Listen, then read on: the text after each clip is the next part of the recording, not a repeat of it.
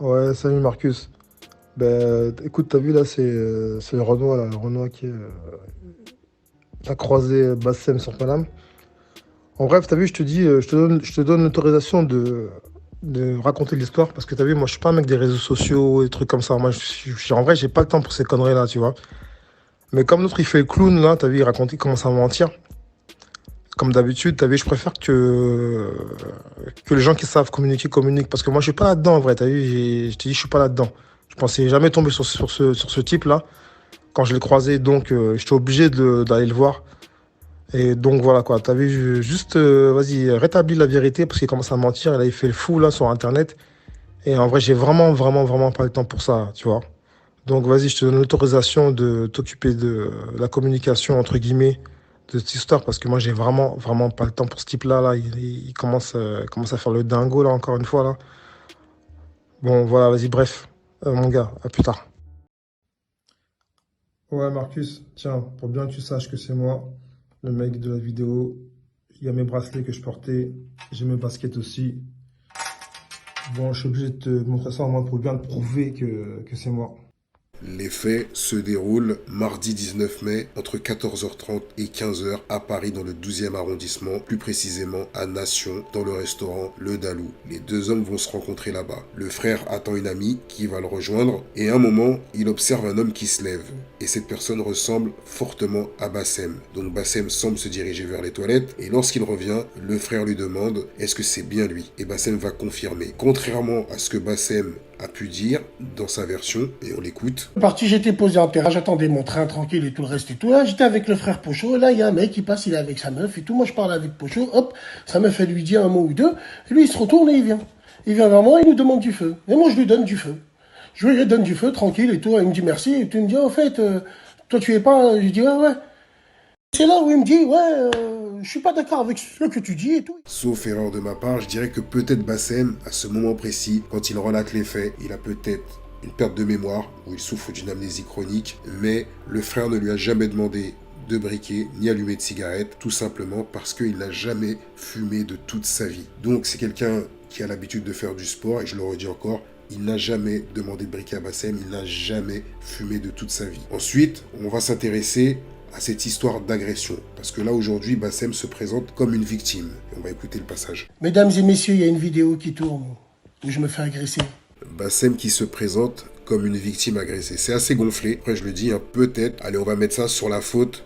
Il a peut-être été choqué par la gauche qu'il s'est mangé. Il a perdu toute forme de lucidité. Mais vous allez voir que même sur le plan juridique, ça ne tient pas la route. On va l'observer tout au long du visionnage de l'altercation. Mais la vérité, c'est que lorsque le frère lui demande « Est-ce que c'est toi Bassem ?» Bassem lui répond « Oui, c'est moi. » Et là, il lui dit « Écoute, qu'est-ce que tu viens mettre les pieds ici à Paris, sale raciste ?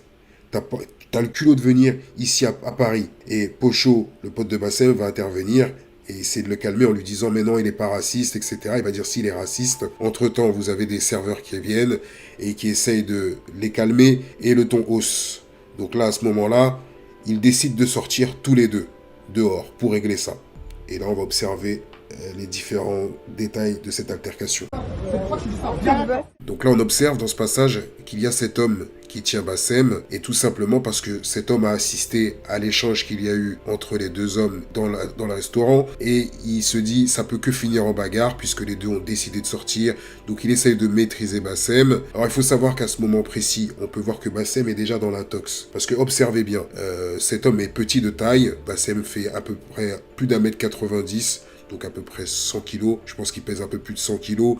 Donc en vrai, même quand cet homme est en train de le tenir, on voit que Bassem est dans le bluff, qu'en vrai, s'il veut, il peut écarter la personne très facilement. On a encore cette impression, je sais pas si vous voyez un peu de quoi je parle, des personnes qui cherchent. Parce que souvent, vous avez vu les personnes qui aiment aboyer pour rien, et bien en général, ils aiment bien faire dans la comédie et être retenus par quelqu'un. Ils attendent que quelqu'un les retienne pour justement les ralentir dans leur intox. Sauf que là, en fait, on l'observe parce que c'est de la comédie. Hein. Et au même moment, on a déjà le frère qui lui est déjà parti de l'autre côté, qui est déjà en position pour combattre. Donc, vu qu'ils se sont dit, on vient, on sort dehors, on règle ça dehors. Donc, il faut se rendre compte que lui, il est déjà dehors, il est déjà en train de patienter. Parce que le mec, il est déjà en mode Terminator. Lui m'a dit clairement, j'ai repensé à tout ce que ce type, il a fait. J'ai repensé au mépris qu'il a pu avoir envers les femmes noires. Il m'a dit, c'est ce qui l'a le plus blessé. Non seulement le fait d'attiser la haine depuis ces dernières années, mais il m'a dit, le jour où il a dit que les femmes noires étaient radioactives, il m'a dit, c'est pas passé. Il m'a dit, là, tu touches au sacré. Tu touches à nos femmes, tu méprises nos femmes, tu les déshumanises. Il m'a dit, ça passait pas. Il m'a dit, c'est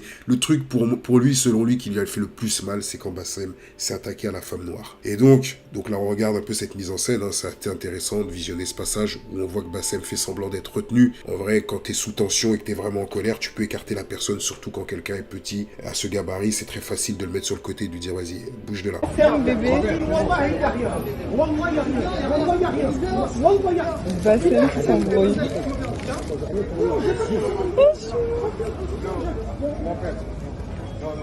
Finalement, le type qui était en train de tenir Bassem, donc le gars qui était de petite taille, qui semblait gêner Bassem pour avancer, hein, comme je vous l'ai dit, hein, logiquement, il balaye ça d'un trait, il dit bon allez vas-y bouge de là. Donc là finalement, Bassem est libéré de cette personne qui le retenait, et là, plutôt que de foncer directement vers le gars qui l'attend de l'autre côté pour en découdre, il va marquer un temps de pause. Alors que logiquement, vu qu'il était retenu, il devrait directement aller dans sa direction. Mais là, il va marquer un temps de pause. Et écoutez, justement, il y a des gens proches de lui qui lui disent pourquoi t'y vas, etc. Écoutez bien. Là, ce passage il est très intéressant, puisque comme je vous disais tout à l'heure, il y a des proches qui lui disent de rien faire, c'est pas grave, puisqu'ils ont vu que ça a chauffé dans le restaurant. On peut même observer devant Bassem qu'il y a un des serveurs qui se met devant lui, parce qu'ils ont assisté à la scène, ils ont vu que ça s'est emballé, que la pression est montée, et que là, au final, ça peut que se terminer en bagarre. Donc là, on voit que Bassem est toujours hésitant, il essaie de voir un peu ce qui se passe autour, et là, il va se mettre dans une posture de warrior, en mode Terminator, il va hausser les épaules, et venir tenter l'intimidation, sans se rendre compte que de l'autre côté, il y en a un qui est pas là pour blaguer.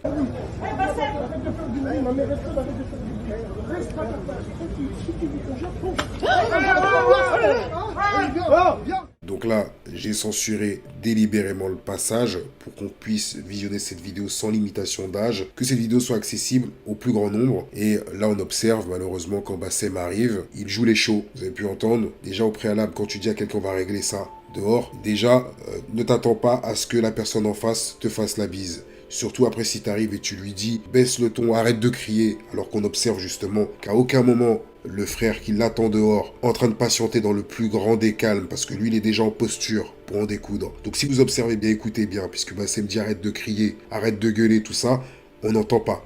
Il reste dans le silence. Et d'ailleurs, le frère me l'a confirmé, m'a dit je l'attendais avec impatience. Et donc là, quand Bassem arrive, il lui dit arrête de gueuler. Et en même temps, il lui dit reste à ta place, en parlant comme s'il s'adressait à un animal domestique. Du genre reste à ta place, mais dors, etc. Et en même temps, il lui dit si tu veux qu'on gère ça. Et d'un seul coup, bam, la gauche est pas. Gauche magistrale. Je vais vous expliquer pourquoi elle est magistrale. Et donc là, forcément, Bassem, il s'y attend pas. Tranquille, je fais rien, tranquille. Je fais rien, les gens ils filment.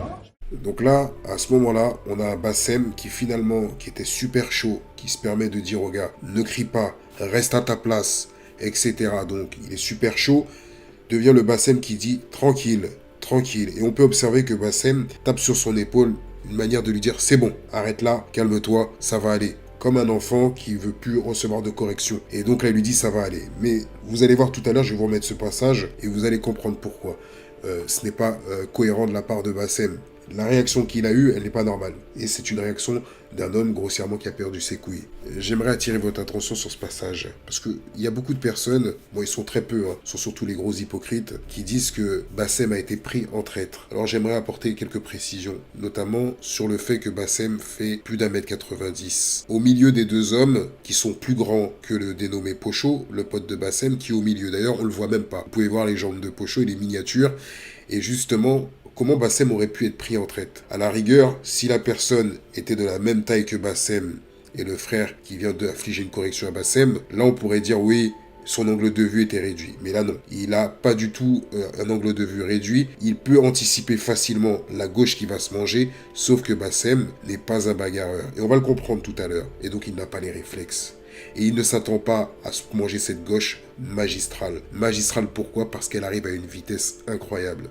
Et c'est là où tu vois que le mec en face de lui est un technicien. Et Bassem en a conscience. Croyez-moi, quand vous tombez contre quelqu'un dans la rue et qu'il vous frappe de cette manière, vous savez que vous n'avez pas affaire à quelqu'un de lambda. Vous avez affaire à quelqu'un d'expérimenté. Et Bassem l'a compris. Et c'est pour ça qu'il a commencé à se faire sur lui. Elle est là la vérité. Et donc, tous ces hypocrites qui vont dire que Bassem a été pris en traite,